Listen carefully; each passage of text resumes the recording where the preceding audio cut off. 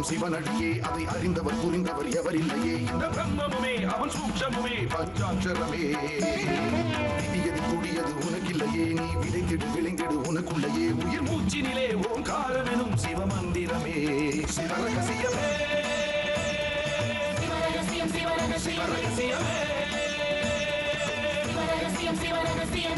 ஆதியும் அந்தமும் சிவனடியே அதை அறிந்தவர் புரிந்தவர் எவரில்லையே இந்த பிரம்மமுமே அவன் சூக்ஷமுமே பஞ்சாட்சரமே விதியது கூடியது உனக்கில்லையே நீ விளைந்திடு விளைந்திடு உனக்குள்ளையே உயிர் மூச்சினிலே ஓங்காரமெனும் சிவமந்திரமே சிவரகசியமே சிவரகசியமே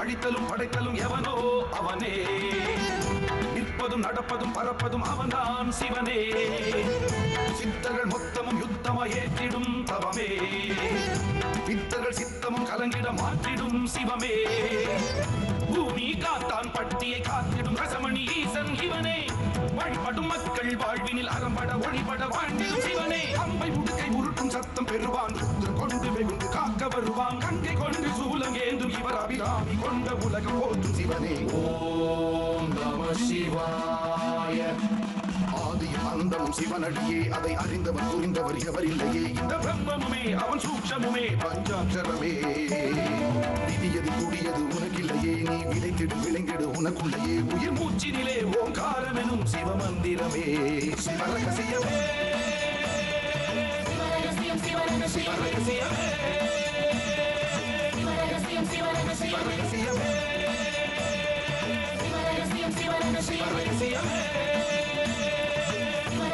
சிவரகசியமே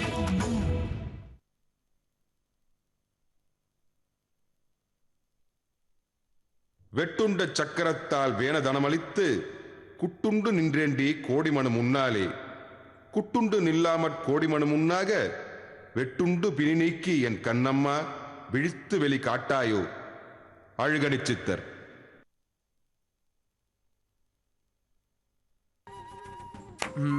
கண்மணி, என்ன அப்பா அடிக்கிற மாதிரி அடிக்க நீ அழற மாதிரி அழறிய? ஐயோ விஜய், மாமாவோட இந்த முடிவுக்கும் எனக்கும் எந்த விதமான சம்பந்தமும் கிடையாது. ஐயா, கண்ணா உங்க அக்காவுக்கு கீரைனா ரொம்ப பிடிக்கும்னு சொன்னாரே, நான் வேணா கொண்டு போய் கொடுத்துட்டு வரட்டுங்களா ஐயா? குட். கண்ணு உன்னை வேலைக்கு வச்சுக்க கூடாதுன்னு சொல்றான். நீ அவங்க அக்காவுக்கு கீரை கொண்டு போய் கொடுக்குறேன்னு சொல்ற. உன் குணம் எனக்கு ரொம்ப பிடிச்சிருக்கு.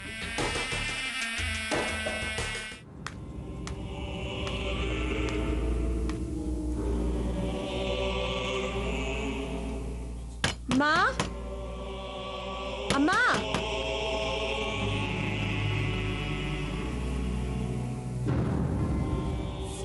அம்மா,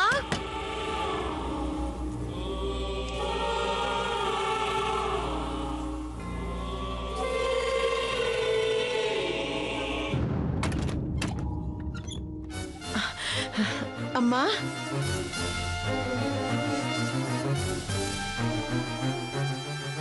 உன்னதான் இங்க வரவானு சொன்னேன்ல, மறுபடியும் எதுக்கு இங்க வந்த?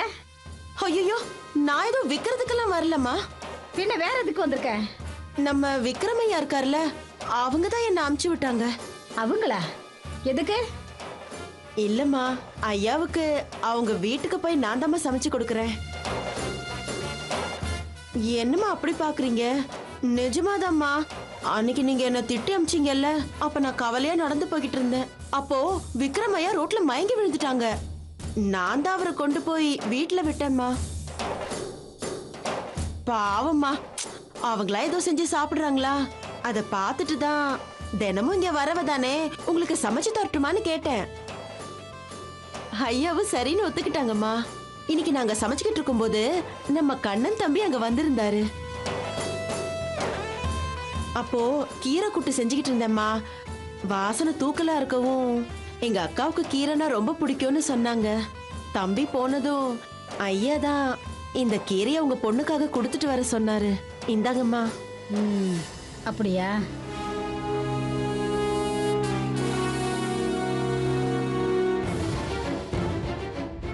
உங்க பொண்ணு உயிருக்கு ஆபத்து இருக்குமா? இந்த நேரம் உங்க பொண்ணு உயிருக்கு ஒரு கண்டம் இருக்குன்னு ஜாதகம் சொல்லுது. இது எனக்கு வேணாம், நீ எடுத்துட்டு போ. பொடி. ஏம்மா? அண்ணி ஆளுங்களோ வெளி ஆளுங்களோ வீட்டுக்குள்ள வரக்கூடாதுன்னு சித்தர் சாமி சொல்லியிருக்காரு. அதனால தான் நீங்க வர வேணாம்னு நான் உங்ககிட்ட சொன்னேன். இதை எடுத்துட்டு போயிடு.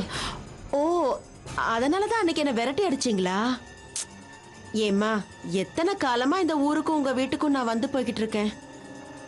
ஏறக்குறைய நானும் இந்த ஊர்க்காரி மாதிரி தானேம்மா. இப்போ விக்ரமையாவுக்கு சமைச்சு கொடுக்கறேன். அப்போ நானும் இந்த ஒரு பொண்ணு மாதிரி தானே. இப்போ கீரையை நான் திருப்பி கொண்டு போனா ஐயா ஏன் கொண்டு வந்தேன்னு கேட்பாருமா. நீங்க சொன்னத நான் அப்படியே அவர்கிட்ட சொன்னா ரொம்ப சங்கடப்படுவாருமா. ஏன்னா ஐயாவும் வெளியூர்காரங்க தானே. சரி கொடு. நான் கீரையை வேணான்னு சொன்னதை அவர்கிட்ட சொல்லிடாத. இதை வாங்கிக்கிட்டு நன்றி சொன்னேன்னு மட்டும் சொல்லிடு. சரிம்மா. ஆமா, சித்தர் சாமி ஏம்மா வெளியூர்காரங்களை வீட்டுக்குள்ள சேர்க்க வேண்டாம்னு சொன்னாரு? எதுக்கோ சொன்னாங்க. நீ கீரையை கொடுத்துட்டல, கிளம்பு.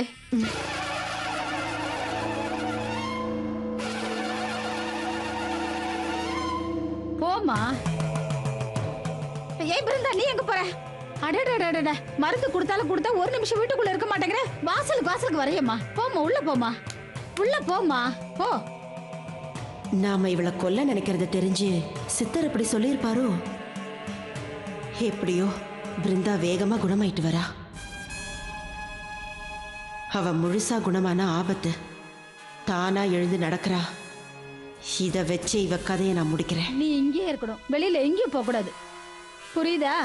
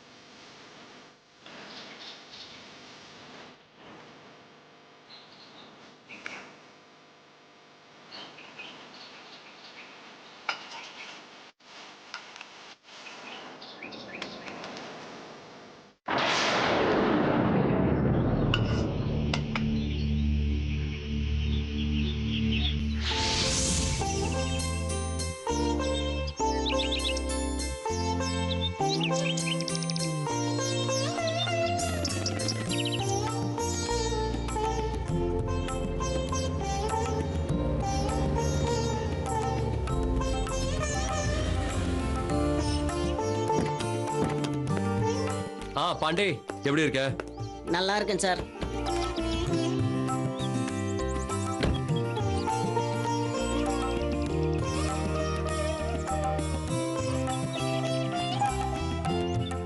இதான் எங்களுக்கு பார்த்த புது வீடா? ஆமா சார். ஆமா, ராஜ்துரை எங்க வரல? சின்னையா மில் வரைக்கும் போயிருக்காங்க, இப்போ வந்துடுறேன்னு சொன்னாங்க. ஓகே சார், மேடம் யாரு? என் பொண்ணு கண்மணி. கண்மணி, நான் சொல்லுவேன்ல பாண்டி, அது இவன் தான். ஹாய் பாண்டி அண்ணா. அண்ணனா யாரும் இது வரைக்கும் இப்படி கூப்பிட்டதே இல்லை. ஹாய் பாண்டி அண்ணா. அண்ணனா யாரும் இது வரைக்கும் இப்படி கூப்பிட்டதே இல்லை. அதுக்கு ஏன் இவ்வளோ ஆச்சரியப்படுற? என் பொண்ணு ரொம்ப மரியாதை தெரிஞ்சவ, எல்லார்கிட்டையும் மரியாதை கொடுத்து தான் பழகுவா. சரி சரி, லக்கேஜ் எடுத்துட்டு வந்துரு. சரிங்க சார்.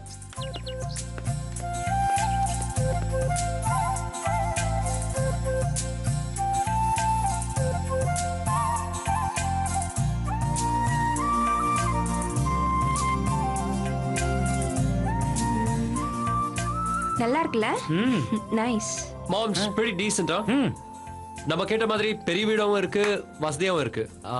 மாம்ஸ், இப்போதைக்கு இந்த ஃப்ரண்ட் ரூமை நம்ம ஆஃபீஸ் ரூமா கன்வெர்ட் பண்ணலாம். ஓகே? அண்ட் இனிமே ஒர்க் எல்லாம் ரொம்ப ஃபாஸ்டா நடக்கணும். இடம் உடனே வாங்கி ரெஜிஸ்டர் பண்ணி ஆகணும். சர்வேயர்ஸ் என்ஜினியர்ஸ் இவங்களாம் ஃபோன் பண்ணி நாளைக்கு இங்கே வர மாதிரி பார்த்துக்கணும். அப்புறம் நம்ம நம்பூதிரியை பார்க்க போகிறோம். அவர் நமக்கு செஞ்ச உதவிக்கு நேரில் பார்த்து ஒரு தேங்க்ஸ் சொல்லுவோம். ஓகே, நீங்கள் குளிச்சு ரெடி ஆயிடுங்க, நானும் ரெடி ஆயிடுறேன். I'll just take the top room. சரியா? ஓகே.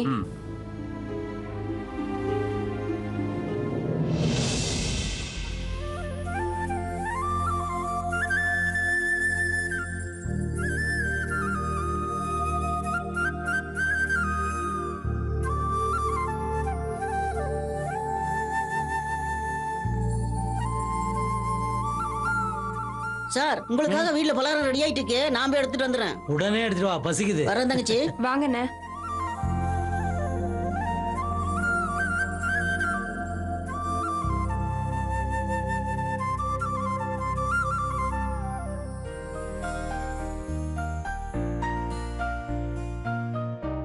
என்னம்மா கண்மணி, வீடு பிடிச்சிருக்கா? வீடு மட்டும் இல்லப்பா, இந்த ஊர் எனக்கு ரொம்ப பிடிச்சிருக்கு. ரொம்ப பசுமையா இருக்கு. கிளைமேட் எல்லாம் ரொம்ப அருமையா இருக்குப்பா. எனக்கு என்னமோ இந்த ஊர்ல ஃபேக்டரி ஆரம்பிக்காம இருக்கிறது தான் இந்த ஊருக்கு நல்லதுன்னு நினைக்கிறேன். என்னம்மா பேசுற நீ? உன் அப்பா ஒரு எம்டி ஆகணுன்ற ஆசை உனக்கு இல்லையா? அது இந்த ஊருக்கு சுகர் ஃபேக்டரி வந்தால் தானே நடக்கும். இங்க பாரு, இந்த ஊரை பத்தி கவலைப்படுறது நம்ம வேலை இல்லை. நாம நம்ம வேலையை மட்டும் பார்ப்போம். விஜய்க்கும் உனக்கும் கல்யாணம் ஆகணும், நான் சுகர் ஃபேக்டரி முதலாளி ஆகணும்.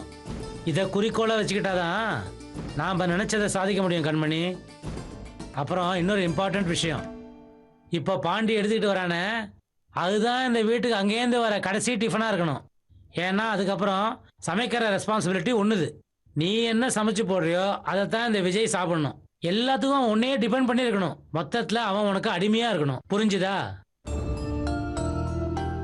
என்னம்மா சைலண்ட் ஆயிட்ட? ஓ, நான் சொல்றதை உன்னால ஏத்துக்க முடியலையா? விஜய்க்கா உன் மேல ஆசையும் பிரியமும் வரணும்னு நினைக்கிற.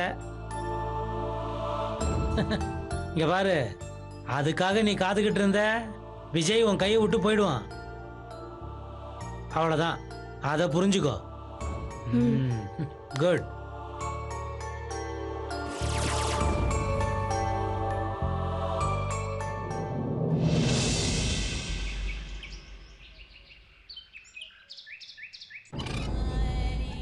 ஆசானே,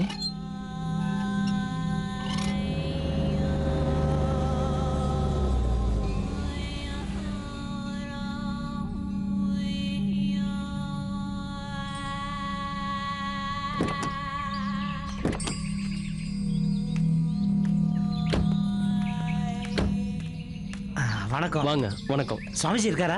உள்ள இருக்காரு.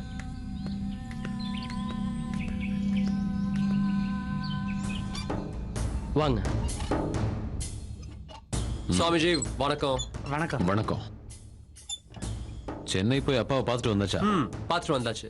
அப்பா ரொம்ப சந்தோஷப்பட்டாரு. எந்த உதவியோட கிட்டிய உத்தரவெங்கில் அவர் சந்தோஷப்பட்டிருப்பாரே? நிச்சயமா இல்ல. என் அப்பா ஒரு ஈஸ்வரனோட பக்தர். அங்க தப்பான முறையில ஒரு திருத்தம். தப்பான முறையில என்ன வச்சு சரியான முறையில தான் உத்தரவு கிட்டியுள்ளது. Sorry, your right. மத்தவங்களுக்கு எப்படியோ, நமக்கு சரியான முறை. அப்புறம் சாமிஜி, ஃபேக்டரி ஆரம்பிக்கிறதுக்கு எல்லா அரேஞ்ச்மெண்ட்ஸோட தான் வந்திருக்கேன். இன்ஃபேக்ட் நாளைக்கு சர்வேயர்ஸ் என்ஜினியர்ஸ் எல்லாம் வந்துருவாங்க. இடம் எங்க வாங்கலான் இருக்கீங்க? எங்க கிடைக்குதோ அங்க வாங்க வேண்டியதுதான். அது எப்படி? கிடைக்கிற இடத்துல ஃபேக்டரி ஆரம்பிப்பீங்களா? பின்ன என்ன சாமிஜி, நமக்கு பிடிச்ச இடம் கிடைக்குமா என்ன? பிடிச்ச இடத்தை விட கம்பெனிக்கு தகுந்த இடமா பார்க்கணும். புரியலையே. இல்லமோ தொழிற்சாலையோ, அது அமைகிற இடம் ரொம்ப முக்கியம். சில இடங்களை நினைச்சாலே நமக்கு சந்தோஷத்தை தரும். ஒரு ஆலயத்தையோ கடற்கரையோ பூங்காவோ இந்த மாதிரி. சில இடங்களை நினைச்சா துக்கமும் பயமும் வரும். இடுகாடு மாதிரி. இதை அடிப்படையா வச்சுதான் வாஸ்து சாஸ்திரமே உருவாக்கப்பட்டுள்ளது. இடுகாடு மாதிரி. இதை அடிப்படையா வச்சுதான் வாஸ்து சாஸ்திரமே உருவாக்கப்பட்டுள்ளது. இடத்துக்கும் திசைக்கும் நிறைய சம்பந்தம் உண்டு. இடம் வாங்கும்போது முக்கியமா கவனிக்க வேண்டிய விஷயங்களை பத்தி நான் சொல்றேன். தூக்கி விடுற இடம், உள்வாங்குற இடம்னு இருக்கு. வயல் காட்டுல பயிர்கள் மேல் நோக்கி வளர்ந்து ரொம்ப நேசிக்கக்கூடிய இடமா இருக்கு. ஆனா சுடுகாட்டுல நல்லா நடமாடிக்கிட்டு இருக்கிறவனையும் கூட உள்வாங்கிடும். அதனால இடங்கள்ல கூட பேதங்கள் இருக்கு. அதனாலதான் இடத்துக்கும் திசைக்கும் ஒரு சக்தி இருக்குன்னு சொல்றேன். ஓகே சாமிஜி, எங்க இடம் பார்க்கணும்னு நீங்களே சொல்லிடுங்க. சொல்றேன்.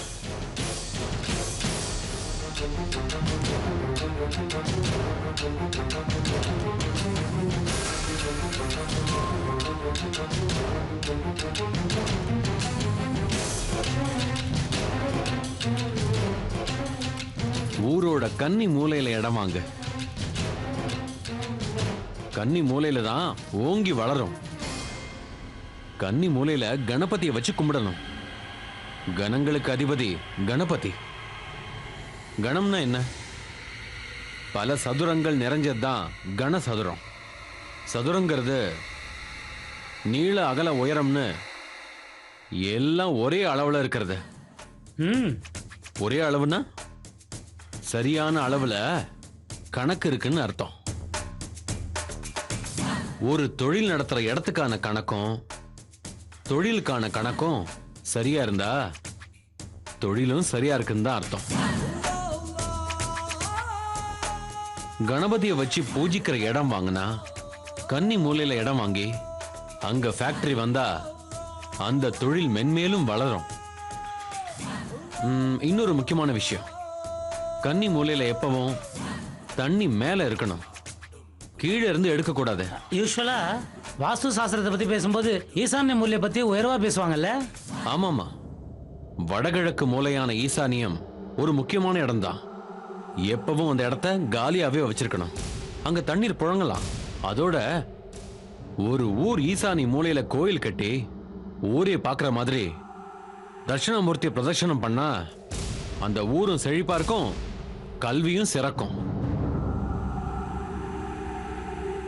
பூமி காத்தான் பட்டியல ஈசானி மூலையில ஒரு கோயிலும் அங்க இருக்கிற தட்சிணாமூர்த்தி தென் திசையை பார்க்கறதுனால அவர் பார்வையில படுற தென்மேற்கு திசையான கன்னி மூலையில இடம் பாருங்கன்னு அதனாலதான் சொல்றேன்.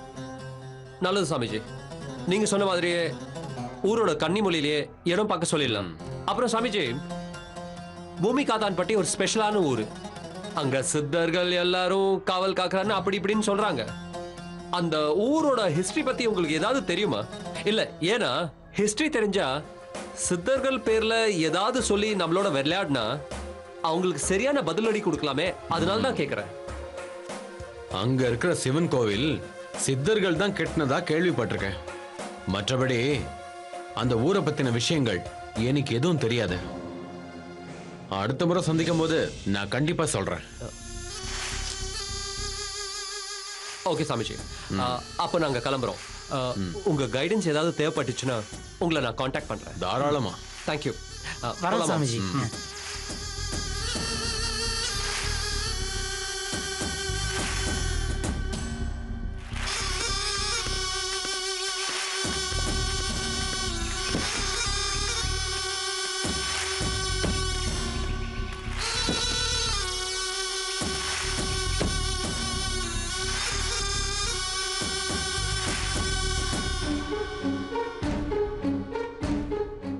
ஆசானே, என்ன யோசனையில இருக்கீங்க? விஜய் ஊரோட வரலாறு பத்தி தெரியுமான்னு கேட்டாரு. அது என்ன யோசிக்க வச்சிருச்சு. அங்க உள்ள ஈசனை வணங்கி சித்தர்களை எதிர்க்கிறனா பூமி காத்தாம்பட்டியோட வரலாறு தெரியாம காரியத்துல இறங்குறத மண் குதிரையை நம்பி ஆத்துல இறங்குறதுக்கு சமம். விஜய்க்கு தெரியணுமோ இல்லையோ, முக்கியமா எனக்கு தெரிஞ்சாகணும். எங்கேயும் இல்லாத ஒரு அற்புத சித்தவனம் இங்க எப்படி வந்தது? மற்ற ஊர்களை விட்டு இந்த ஊர்ல மட்டும் சித்தர்கள் சுத்தி சுத்தி வந்து காக்க வேண்டிய அவசியம் என்ன? ஞான் உத்தரவு வாங்கி கொடுத்துட்டா போதுமா? அதின் அடுத்த வேலைகள் எந்த தடங்களும் இல்லாம நடக்க வேண்டாமா? விஜய், எந்த சகாயம் எப்பவும் வேணும்னு சொல்லிட்டு போயிருக்காரு. உத்தரவு கேட்கறதுல ஜெயிச்சனா மற்ற விஷயங்களையும் ஜெயிக்கணும்னா அந்த ஊரை பத்தின விஷயங்கள் முழுசா தெரிஞ்சாகணும்.